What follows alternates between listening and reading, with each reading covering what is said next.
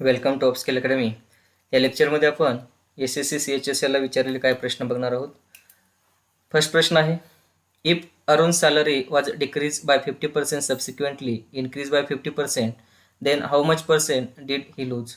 एक गोष्ट लक्षात ठेवा, ज्यावेळेस पर्सेंटेजमध्ये सेम नंबरने एखादा नंबर डिक्रीज होतो आणि सेम नंबरने इन्क्रीज होतो, त्यावेळेस तो नंबर हमेशा डिक्रीजच होतो. किती? तर त्या नंबरचा स्क्वेअर डिवायडेड बाय 100.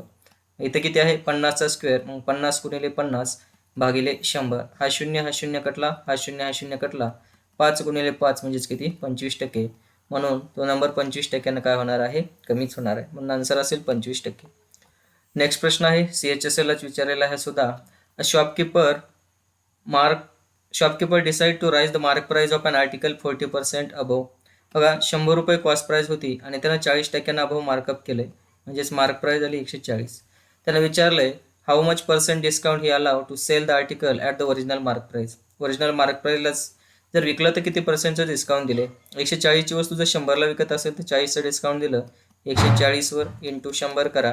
0 कटला, 2 दोन्ही 4, 2 सत्ती 14, 200 भागिले 7 किती येईल बघा? 7 दोन्ही 14, उरले 6 झाले 60, 7 8 56, उरले 4, म्हणून आन्सर येईल 28.4/7% काय दिलं असेल? डिस्काउंट दिलं असेल.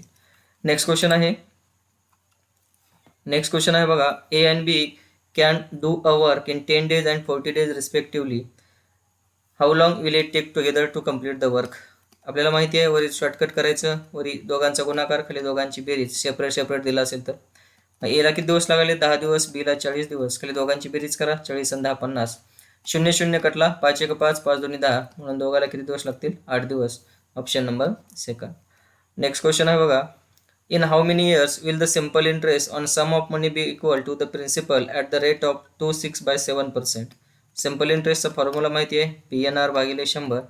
काय म्हणले? सिंपल इंटरेस्ट आणि प्रिन्सिपल सारखा आहे म्हणले. सिंपल इंटरेस्ट x असेल तर प्रिन्सिपल बी x आहे. रेट दिलाय आपल्याला, किती झाला बघा? 2 6 7, 7 2 14, 14 आणि 6 20 भागिले 7%.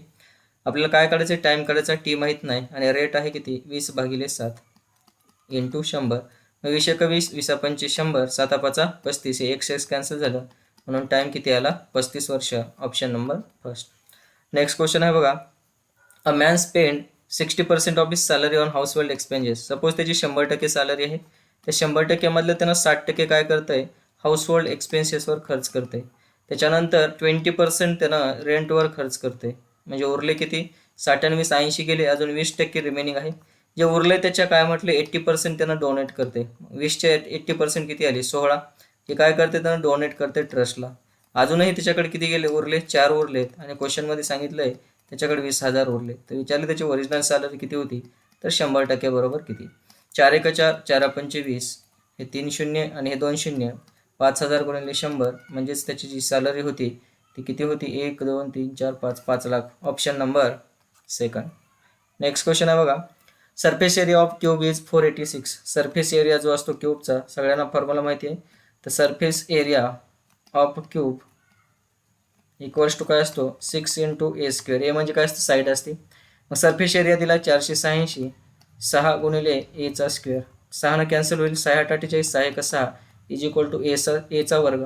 वर्गमूळ जर काढलं तर 81 9चं वर्गमूळ आहे, म्हणून त्याची जी साईड आलेली आहे ती आलेली आहे 9.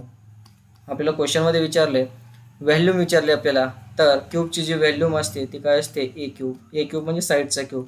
साईड किती आहे? 9, तर 9चा क्यूब. 9चा क्यूब किती असतो? 729. म्हणजे या क्वेश्चनचा आन्सर असेल 729. Option number second. धन्यवाद.